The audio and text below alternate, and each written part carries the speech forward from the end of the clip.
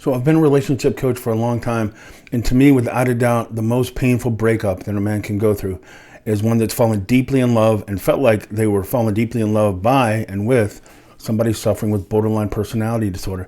Now, I'm not really here to demonize somebody with borderline. And it's funny, online, I get a lot of hate because sometimes people will think that I stick up for borderline, and then I have a lot of people that really hate me because they think I demonize borderline. I'm not trying to do either one of those things. I'm just trying to honestly explain what it feels like so you can kind of have a sense of awareness about what you're going through. If you happen to have gone through, or maybe you're in the middle of a breakup, maybe you're in the middle of one of many breakups, but you're just in that emotional state of being overwhelmed because you're in love or have just been broken up with somebody with borderline personality disorder. It is really not the same thing. Like, people might think all breakups are created equally. This one is, it's like it's been personally crafted to pull out the most pain in you, pain that you didn't think you could experience, pain that is so significant that it hits what we call rejection sensitive dysphoria, which is when you're in so much emotional pain that it feels like physical agony. You'll be amazed that you can feel this much pain and still be conscious, still be alive. And a lot of times, even if you're not into any kind of dark thoughts or any kind of self-harm, you might actually start feeling like these thoughts just pop into your head because just the sheer relentlessness, the mercilessness of some of the pain that you're in when you've been broken up with or rejected by somebody with borderline can be overwhelming. Now, I know some people are going to jump in and say, if you think it's hard to be in love with somebody with borderline, you should try having borderline. I'm not here to judge that. I will actually say, I think people that are truly suffering from borderline suffer torment and internal agony that most people don't understand. So again, I'm not trying to vilify somebody with BPD. I'm also not trying to underplay the kind of pain and agony that they pass on. The truth is, it comes down to one decision if you're actually wrestling with borderline, like personally. It usually comes down to, can you push through that wall that makes it very difficult for you to accept blame on meaningful, significant things enough to get help. Sometimes somebody suffering with borderline uses their pain as justification to keep inflicting it, to pass it on to the other people. Well, I know maybe I've hurt you, but you don't know what I've been through. I know you think that what I did to you was wrong, but I have a long list of things that I've dwelt on, that I've concentrated on, that you've done to hurt me. So whatever I do to you, even if I know it's a bit of a manipulation or it's not fair, you don't have any idea how much pain I've been going through. So that gives me the right to pass this agony on to you. The number one thing that'll tell you if you have any hope, if you're in love with somebody with borderline, do they have the strength? Do they have the willingness to acknowledge what they're wrestling with and choose to get help? There is help, but a lot of times somebody doesn't need once a week for an hour. They need really like inpatient weeks, sometimes months of therapy. That help is out there. Most of the time, somebody wrestling with borderline will choose not to get it. And if they choose not to get it, there's really nothing that you can do. You can stay on this merry-go-round. But if you're dealing with the breakup with the borderline, there are going to be 5 things I want to go over that are just going to flood you. And it won't be normal. You'll have good friends that a lot of times will see from the outside that you've been manipulated, that you've been disrespected. Sometimes you've been vilified. Sometimes you've been completely redefined as somebody that you know you're not. You could be heroic. A lot of times the guy that somebody with borderline or the girl that somebody with borderline is attracted to really has a strong sense of justice, a heroic streak, a strong sense of right and wrong. And that heroic aspect of their personality has been triggered by the woundedness that they saw in that person with borderline, which usually has a deep, strong fear of rejection. Not only do they have a fear of abandonment, but deep down they feel like they're broken. Well, a lot of times the person they're drawn to has that heroic aspect to their personality. And once that heroic aspect has been triggered, that person's not going to walk away from the person with borderline, no matter how much pain's inflicted on them. And they won't look at it like I'm a simp, or that I'm easily taken advantage of, or that I'm a doormat. In their mind, they've reframed it. So they're not taking the abuse because they're too weak to stand up for themselves. It's the opposite. They've convinced themselves that they're taking the abuse because they're strong enough to take their abuse. I love her enough, or I love him enough that I'm going to take the abuse because I'm strong enough to take it, and I know that wounded part of them is just testing me. They have a fear of abandonment.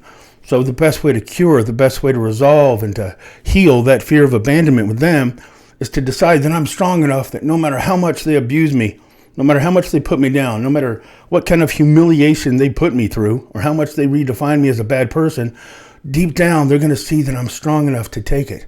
They're going to see that I'm strong enough to endure this, and that will prove to them that I love them no matter what. No, it won't. It won't work. And a lot of times people are broken up with because they have taken so much abuse, they've taken so much disrespect and humiliation that has actually drained the attraction from the person with borderline. Yeah, they have a fear of abandonment, of being left by somebody that they see as out of their league. They don't have a fear of abandonment from breaking up with somebody who over time has proven that they're too pathetic to stand up for themselves. They can start to see you as weak, disgustingly weak, because you refuse to draw minimal boundaries of respect and how you're going to be treated. And because you're trying to save them, you're tolerating abuse, which simultaneously is proving to them that you're not worthy of that fear of abandonment, that you're not even worthy of their affection. If you're not worthy of their respect, maybe you're not who they thought you were in the first place. Tolerating abuse does not prove your love to somebody suffering with borderline. It only proves to them that you were never worthy of them being afraid of losing you. You were never worthy of their attraction in the first place. But good people will sabotage themselves because they know that that person is wounded, because they know they have a fear of abandonment, and they think they're just being tested. So their job is to just take and swallow and absorb all the abuse they can.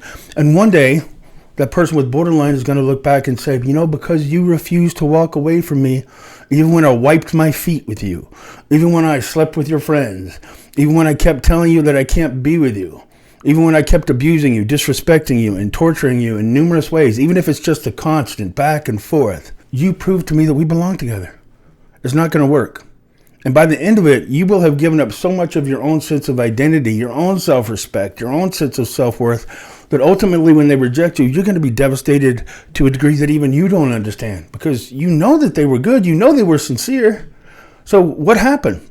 And that's one of the things that's going to hit you after a breakup with somebody with borderline, if you were deeply involved and deeply in love with them. It's this confusion. There's a part of your brain, I've talked about it before, it's called the anterior cingulate cortex.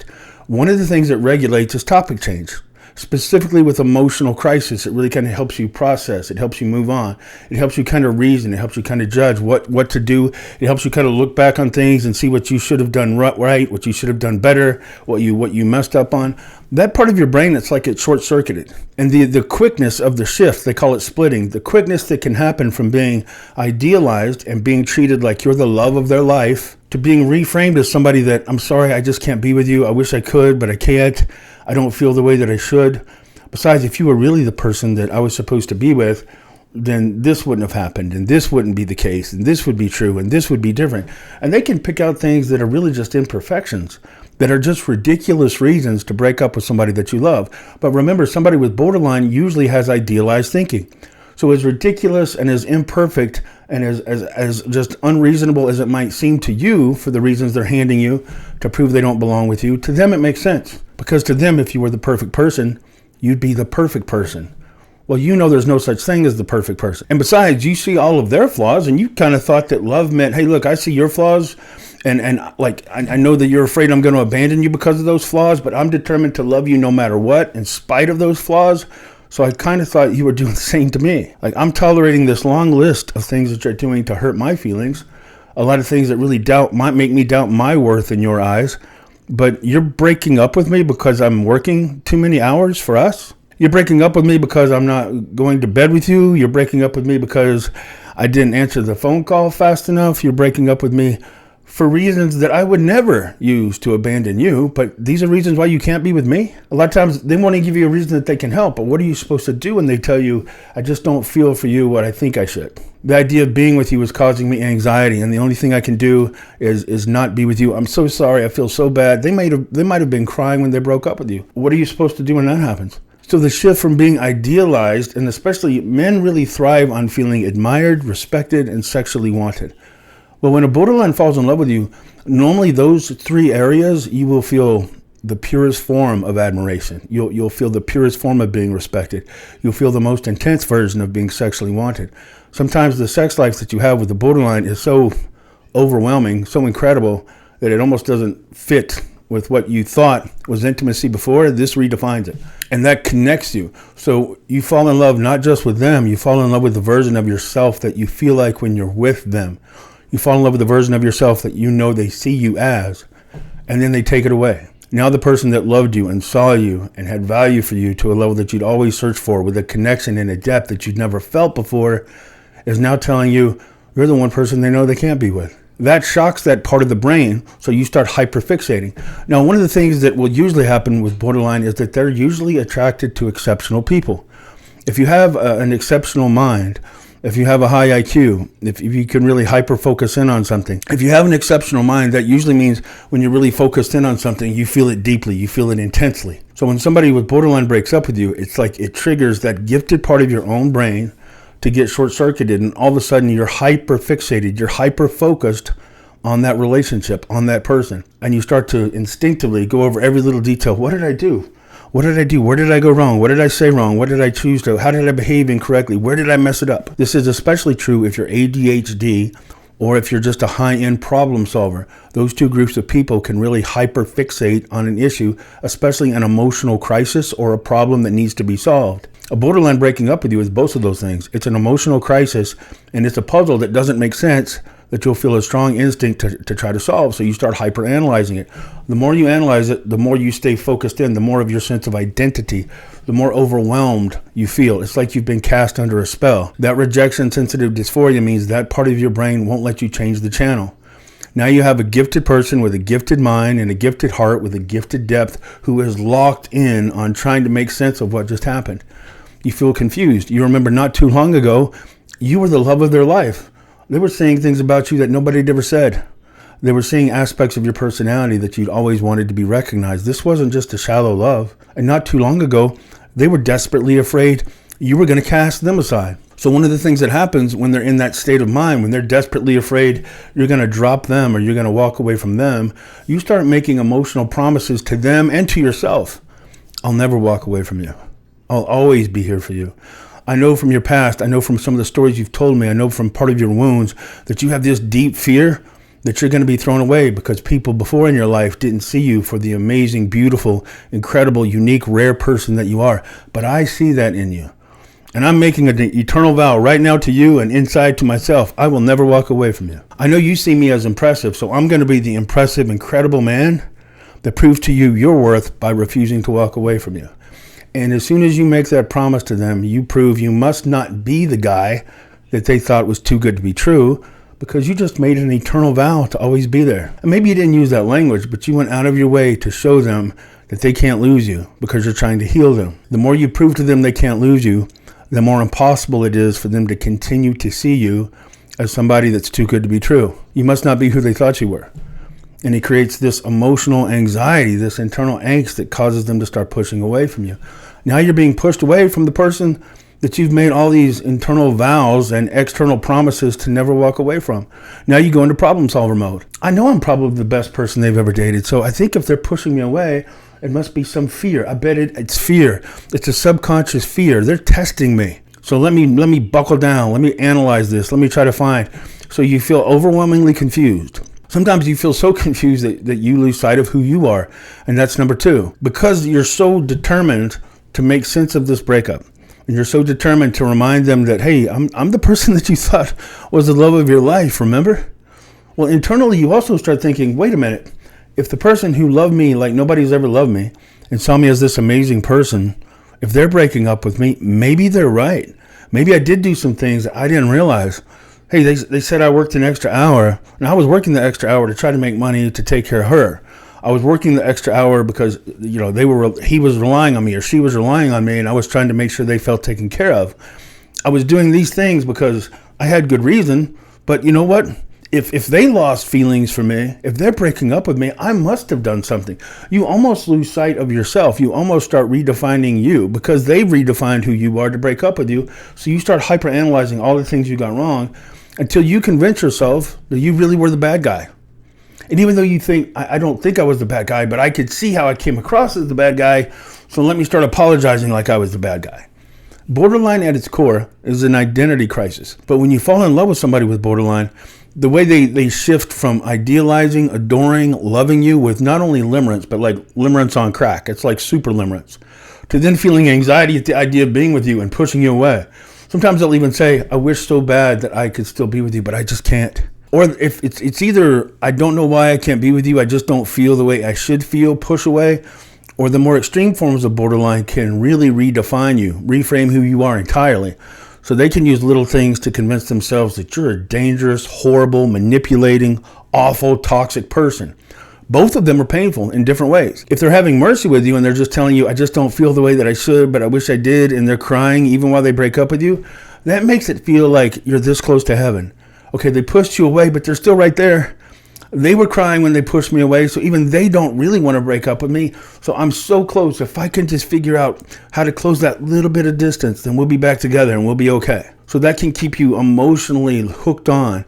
That can keep you in a longer state of torment because you feel like you're not that far away. And if you're not that far away, you're not going to walk away.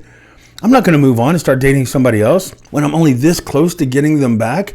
They've even said they wish they could still feel what they used to feel for me. So I just need to be patient. I need to come up with the perfect strategy to reignite them just a little. Because they still told me they love me. They're just not sure they're in love with me. Or they're not sure they're in love with me enough. Sometimes that's more painful than the one that just completely redefines who you are and convinces you that they see you as this horrible, toxic, abusive douchebag that they never should have trusted. That one's more confusing. The one where you feel like you're really close is more tantalizing and it'll stretch out the pain much longer. The one that just completely redefines you is more painful because it's confusing. And that's the other thing. That's number two. It's this confusing sense of what happened. What did I do? I thought things were going so well. And a lot of times one of the triggers of borderline pushing you away is just when it seems like you're about to be together long term. A proposal, or the wedding date's getting closer, or we're moving in together, or we're buying a house, or we just had a baby. Something that really solidifies the fact that we're going to be together long term, a lot of times is the trigger to make them push away. Because if you were the person that's too good to be true, well then if they just got you long term, that means you are true, which means you can't be the person that they thought you were.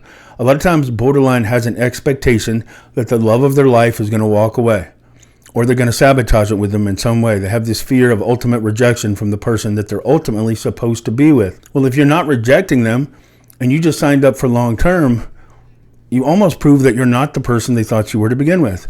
It also creates a sense of emotional expectation that a lot of times they don't know how to process. Well, now that I know we're going to be together long term, does that mean every day I'm supposed to feel this way? I'm supposed to react this way? Well, I don't feel the way today that I felt yesterday. What's wrong with me? Maybe I'm not with the person I'm supposed to be with. If I was with the person I was supposed to be with, I wouldn't be feeling what I'm feeling right now, right? And the more they try to fight that feeling, the stronger it gets, the more it grows. But both forms of rejection are so painful that it causes confusion about how you see yourself. That confusion leads to number three. Number three is guilt. Even if you didn't cause it. Now, sometimes you might have caused it. I'm not here to say that just because you were in love with the borderline, you didn't cause it. But even if you didn't cause it, your brain and the hyperfixation, the hyper-analysis of that person and trying to understand how it went from true love, never felt this way before, to I can't be with you anymore, will convince you, especially if you have a good heart, it will convince you that you caused it. A flood of guilt is going to hit you. Obviously, if they felt this much for me, on a scale of 1 to 10, what they felt for me was a 15. And now they don't even know if they feel enough attraction to me to stay with me. Or now they're completely rejecting me, telling them to never talk to me again, never reach out. I was the biggest mistake they ever made. So if somebody can go from loving me that much to not even wanting to be with me at all, I had to have played a role in that. And look, if you have a good heart, if you're not a narcissist, non-narcissistic personalities will authentically want to take responsibility for relationships. They want to know where they got it wrong. That pain combined with being hyper-fixated, that anterior cingulate cortex, being hyper-fixated on the pain you're in, we instinctively want to have answers to our pain. The answer to our pain leads us to the healing, the stopping of the pain. If my leg's hurting, I want to know, is there a car parked on it? Is there a wolf chewing on it? What's causing my pain? I need to know so I can make the pain stop. If you're in this much emotional pain, you want to know what caused it. Well, if it's borderline, it's not going to be a logical answer. It's not going to be anything that gives you a sense of relief, understanding, or make that pain seem less. As a matter of fact, it can make it seem worse. It can seem more hopeless. So it can create a real panic in you. So you're internally, naturally very motivated to find reasons that are your fault when you're going through a breakup. So that makes that guilt climb through the ceiling. I've had clients reach out to me and say, hey, I've seen your content on borderline. It lines up exactly with what I've been through. But when I think about it, I think she was right. I mean, I was working 60 hours a week and I was cleaning the house and I was taking care of her brother and I was paying her way through school and I bought her a car. But she said she always imagined us going to bed at the same time. Now, I had to work that hard to pay for everything that she needed because she'd also told me before she didn't think I made enough money So it worried her. So I started working more to make enough money to take care of it. But then she said it felt like I wasn't the one for her because I didn't go to bed with her at the same time. And in her mind, she always imagined her and her husband, or the love of her life, would go to bed at the same time. It was that fairy tale ending. So it's like they will put you in a no-win situation, but you will convince yourself that it was your fault. And instinctively, you need it to be your fault. And even if you know it wasn't, if you believe they're convinced that it sincerely was your fault, the path to getting them back is to act like you understand their pain. So like that story I just gave you is from a real client. And he was at the point of view of saying, so I think I'm going to write her a letter telling her I'm sorry that I went to bed an hour later than her. I mean, I was staying up an extra hour to work because she told me a couple of months before that she wasn't sure I was making enough money. Even though I had a few $100,000 in the bank and I made about 4 times more than she did. Even though that's why I was staying up the extra hour to work, because she had voiced a fear that I wasn't making enough. I think I needed to reassure her that I heard her when she said she wants the man she's with to go to bed with her at the same time. So I've got this letter and I want to apologize. I want to reach out to her. Now, to him, that made perfect sense. Don't do that thing. The more you try to adjust and apologize for every little thing, the more you're reinforcing the idea that you're not the person that's too good to be true. You're not the love of their life. You're the person that's so desperate to be with them that you flood them with reassurance about the decision to walk away from you. A lot of times somebody with borderline is looking for a sense of identity, is looking for a consistent source of worth. Sometimes breaking up with somebody very impressive and having that very impressive person continue to chase them gives them the consistent sense of value, identity, and worth that they need. So sometimes your pursuit is the very thing that's sabotaging you trying to reattract them. And I should say now, I'm not trying to tell you you should reattract somebody with borderline. I'm not going to demonize everybody with borderline and say that if you met one, run like hell. There are some cases, and it's the minority of cases. I'm trying to be very honest with that. I'm not trying to tell you that if you're in love with a borderline, chances are looking good. I think borderlines can be some of the most amazing, incredible people. But sadly, most of them will choose not to get the help that they need long term. Because choosing to get the help means acknowledging and identifying that some part of them is wounded. They're already convinced that some part of them is broken. So asking them to take accountability and fully confront and accept and look at the depth of their wound, to them sometimes can feel like you're validating the sense that they're unfixably broken. Even if that's not what you're trying to say, emotionally it can hit them that way. So I'm telling you up front, I'm trying to be honest with you. I'm good at getting clients to get a second, third, sometimes even a fourth chance with borderline.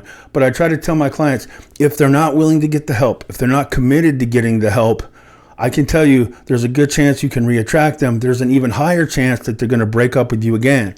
So I'm not trying to sell a fairy tale. And one of the key things you have to do if you want to maintain attraction or have a good chance to win them back is authentically develop the strength to be able to live without them. Somebody with borderline usually has a superhuman ability to really be able to sense and know what you feel. And they can usually tell if the person trying to win them back is incapable of living without them. And if you're not strong enough to live without them, a lot of times they find it impossible to be attracted enough to stay with you. Imagine though, if you felt you were broken, if you saw yourself as unwantable, if deep down you thought you weren't good enough, and somebody came into your life and said, well, I can't live without you. You might feel some compliment there, but you're not going to feel attraction. You'll think, well, I know how broken I am. If you can't live without me in your life, you're kind of weak. And it can go from anywhere to I see you as weak, to I see you as pathetic, to I see you as manipulating, to I see you as not even trustworthy. Somebody that I thought you were amazing. You're not amazing. You can't even live without me. But that sense of guilt and confusion, coupled with the fear of loss, coupled with that heroic mentality, a lot of times makes really good people just unabashedly just dive full in and trying to win the person back. I'll show them how much they mean to me. I'll throw my pride. I'll throw the truth. I'll throw everything to the wind and just tear myself open and pour myself out. That'll be an unmissable example of how much they mean to me and how much I love them. Surely that will heal their fear of abandonment. They've never had somebody that loves them in spite of all the pain they've caused them, just fearlessly. That doesn't come across as fearless to them. That comes across as pathetic. So don't do it. Number 4, you'll feel emotionally burned out. You'll feel something between like overwhelming pain. It's like you've been set on fire. It's like you're feeling more actual physical pain than you thought you could feel from an emotional encounter. You'll think, what happened to me is emotional, but I'm in actual physical agony. and it'll overwhelm you. It'll flood you. You might like find yourself doing like self-soothing things like shaking and bouncing, and really it's like your functionality just completely shuts down. Sometime after that, or when it's kind of hitting and ebbing and flowing, like you'll have a long time of that in the beginning. Then when that starts to fade, it's like this numbness, this mental and emotional utter exhaustion. You'll have trouble functioning at work. Or even if you can function, it's like this burning, pressing need in the back of your head that's right there. It's like you're carrying the weight of this loss all the time. It's like a pounding in your chest, a knot in your stomach, a fire in your head all at once. When that starts to ebb, it's just a complete emotional exhaustion. You might find yourself just laying on the couch and just start sobbing, and you're not even sure exactly why. You know it's because it's the loss of the relationship, but you still can't quite put your finger on why you're sobbing, why you're crying, why you just feel completely empty inside. You just feel hopeless.